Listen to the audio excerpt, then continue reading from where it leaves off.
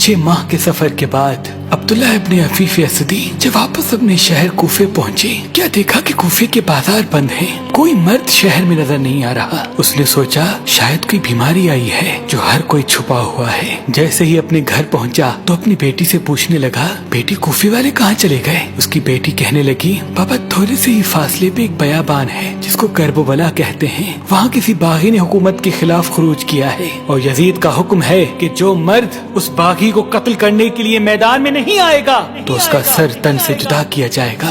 पापा आप भी जल्दी चले जाएं, कहीं कोई मुखबरी न कर दे।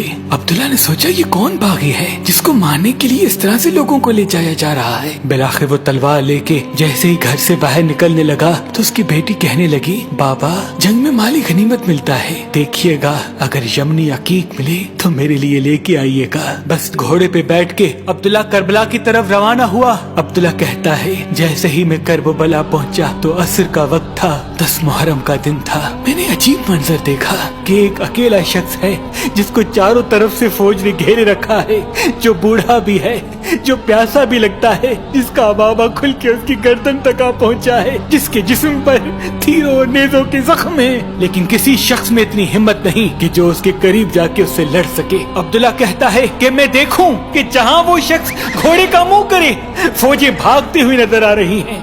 मैंने लश्कर से पूछा कि कौन है जिसे सब इतना डर रहे हैं। यजीद के साथियों ने कहा कि तुम्हें मालूम नहीं, इसका एक भाई अब्बास था और ये अरब का बड़ा बहादुर है। अब्दुल्ला कहता है मैंने नहीं समझा और ये सोचा कि शायद इसको कत्ल कर देंगे तो जंग तमाम हो जाएगी। बस मैंने अपने घोड़े को उसके घोड़े के पीछे लगाया, जैसे ही करीब आने लगा अपनी तलवार को नियाम से निकाला।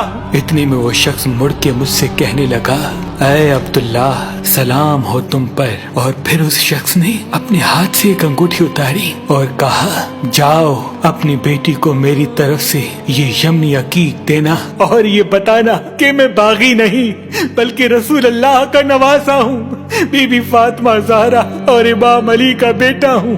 अब्दुल्ला हाथ जोड़ के कहता है, ऐ मेरे मौला मुझे माफ कीजिएगा, मुझे मालूम नहीं था, अब मैं भी आपके कदमों पे कुर्बान हूँगा।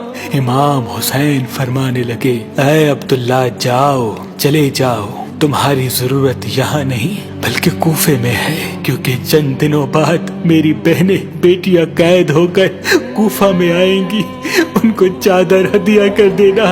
ऐ अब्दुल्ला जाओ, चले जाओ। सलाम हो रसूल अल्लाह के खानदान पर, सलाम हो इमाम हुसैन अलैहिस्सलाम की अजमत पर, सलाम हो उन बीवियों पर जो इस्लाम के लिए बेपर्दा होके कूफा और शाम की बाजारों में फिरती रही, कूफा और शाम की बाजारों में फिरती रही।